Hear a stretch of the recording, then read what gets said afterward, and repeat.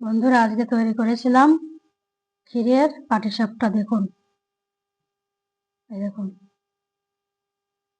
এই দেখুন, পুর ভরা ক্ষীর একেবারে, তার পাটিসাপটা গুড়ের।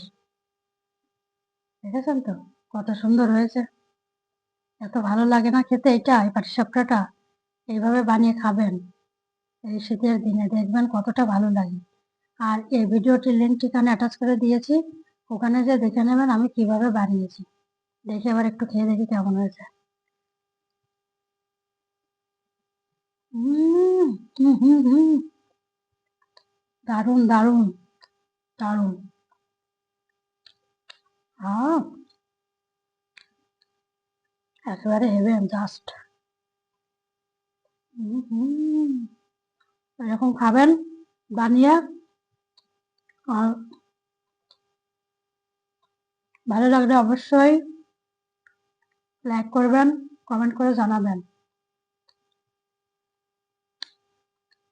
আবার ফিরে আসবো নতুন একটি ভিডিও নিয়ে। আপনারা নিজেদের দিকে খেয়াল রাখবেন, ভালো থাকবেন।